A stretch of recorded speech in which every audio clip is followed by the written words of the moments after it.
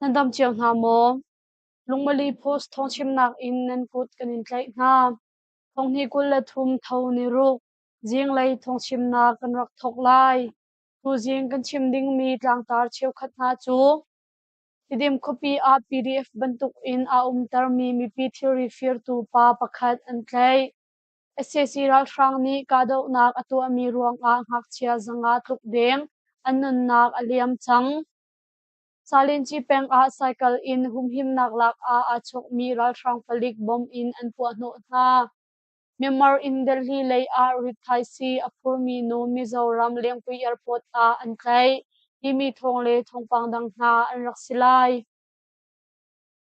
Tidim copy a PDF bantuk in a tar mi pi theory fear tu pa pakhat an tlai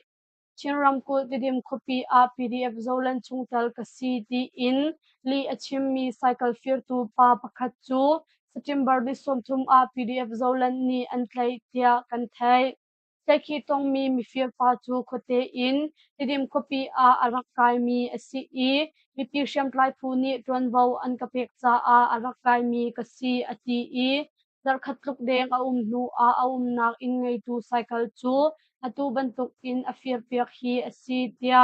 konom tong barmis ni alang ter tu cha a mi pi kil veng tu phu min ning chang lo in a mang tu mi fear pa chu herning im dan tat na kan to kho na nga ding cha a tidim peng mi pi palik phu na he phone in tron vo kan lak lai tia PDF zolan tron vo ngei tu pakhat sin in thei se ma pa hi zo so o atha lo herning in dan tat asilai theory a fir piak mi in ngai tu he zong kan ton tar na lai i kan i ruwa lai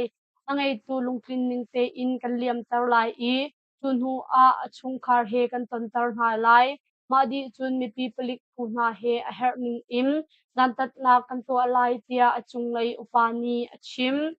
a fir mi cycle chu angai tu sin a ante kho than chang i mi fir pa chu PDF zolan ni an phim tol chung rit nak sivai atong tham mi asi i nupi le fangai mi asi cha a amin tu chu langtar asri lo tia alangtar chi se siral frang ni ka do nak atwa mi ruang a ngak chia zanga tuk deng annun nak aliam chang se siral frang ni no ngai nak alak bu in ka do nak atwa mi ruang a kumhei riat tang ngak chia zanga tuk deng annun nak aliam chang tia anyu ji chawza ni October ni li a achim ase sira sang rong a siang in zal lei kwa le se khan za thung song kwa khat an rok chi i song ni kul la thung chung a mi pi tin chi in ka do nak atwa chung lei le shyaman ka do nak pol atwa chin lang mang ruang a NUG ni ngak chian na an him nak ding cha a ti in siang in zanga tuk a khur an cho tar na tia thei se ngak chian na hi chu zo khan ding mi an si i atu bantuk boinak a hin abik in kilvending an sena in SSC ra frang ni mi pi le ngak chian na tin chi in kadau nak atu ami ruang a rampi khwa chi amui tia NUG chawza nu hrin chawbo leibun chi u ang myu min ni achim Jimbar Nikul ni sari zong a khan sagai ram ten hunto peng phungki siang in chung a chemngan kon poltla in an pu ke cha a cha chong leo mi ngak chia pakul ni hliam ma an tuar tia to chung mi na ni zalen a an chim thong ni kul la tum April zong a kamblu peng paji chi khwa mi pi ukhroi nak zung hun poi an to nak mun chu SSC ra frang ni vanlong in bom athak cha a ngak chia som thum hi na tal in to chung mi zakhat leng an nun nak arak liam tia kan the salin chi peng a cycle in him nak lak a chok mi ra frang palik bom in an pu no na Magoiram than salin chi peng a cycle in him nak lak a chok mi ra frang palik pol chu bom pu no in an dau na tia paka pha salin in ton bo ngoi tu pakhat ni achim October ninga dai lei swimi lam pakhat le somthum de tuk a salin chi peng chung a him nak ala mi se sira frang po chu mi piral ka pha salin ni bom an pu no na cha a cycle pakhat chu amun a an turil i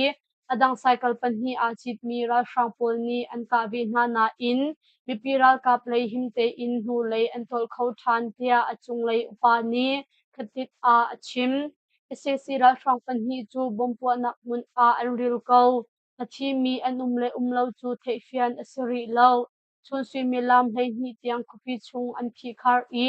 cheklat nak an tua tia achim chap thani chung karen ni ram kul a ese sira sang som thum leng mi pi sin a ani fon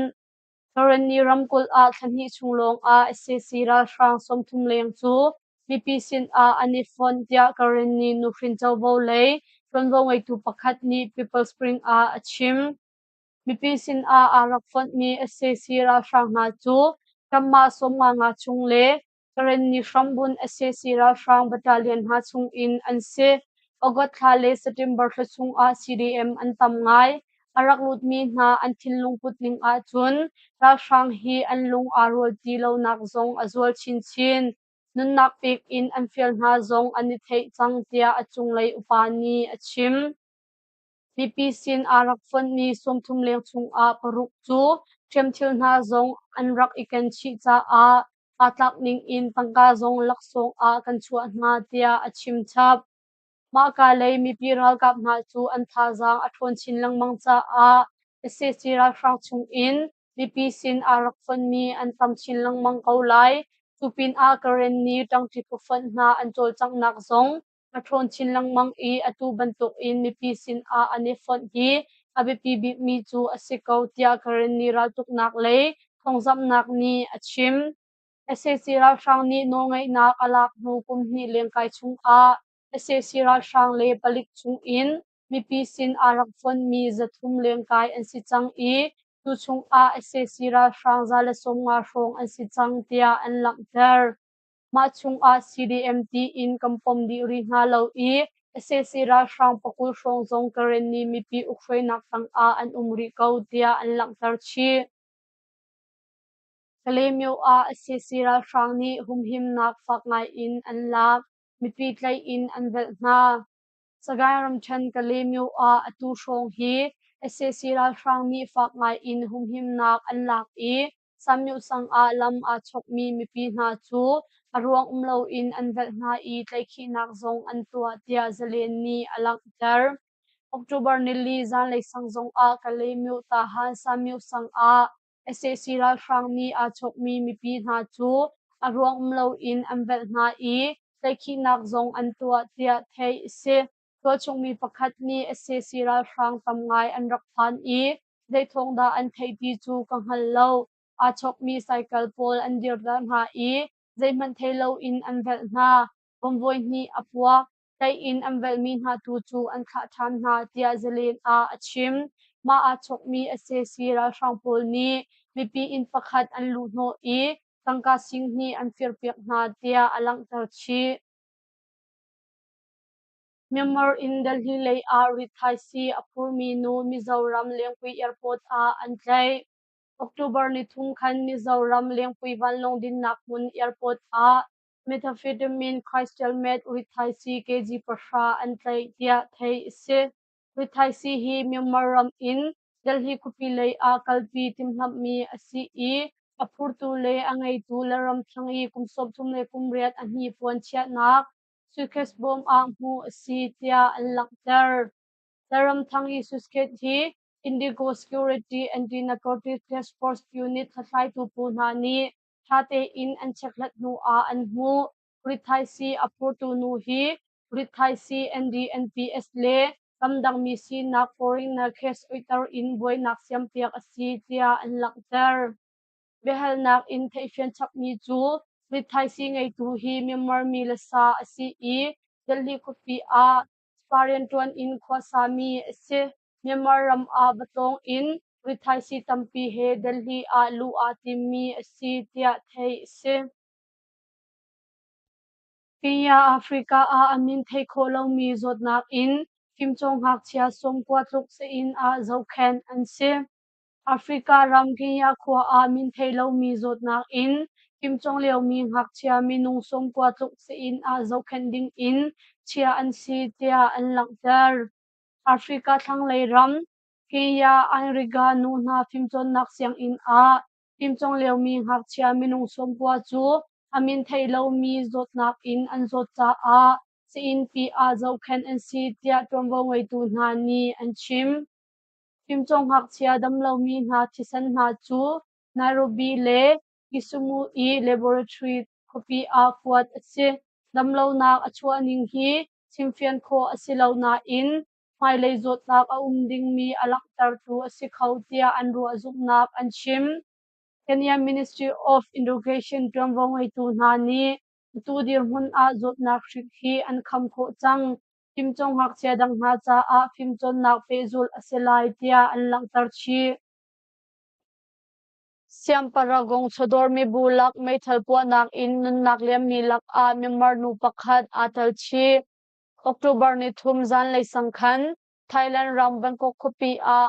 mi siam paragong chodor pakhat mi bulak a mai thalka nak achuak mi a memorial tuan in a lo mi nu pakhat anun nak aliam tia thei se Thailand ram Bangkok khopi siam paragong shopping mall mi bulak mai thalka nak a minung pali nun nak aliam I pangatluk ni liam antuar nun nak liam mi lak a memar nu pakhat atal chi tia an laktar memar mi nu mo min hi swimilam pakhat chungluk si in a anjau khanman tia thei si achung lei kan laktar mi bulak mai thalpua na kunglam he pe tlai in kumhlei li luk pa ngak chia pakhat chu thil sual tu atu a ruwa zum in an tlai hi tia thei si tu Zinglei Thawngchimnak chu ma bial in kan dong tari lai lungmali post tha zang akan pe tu nan di lak chung a kanilom tuk lungmali post Facebook like follow le YouTube channel a subscribe kan to pek chiao ding in kan som ha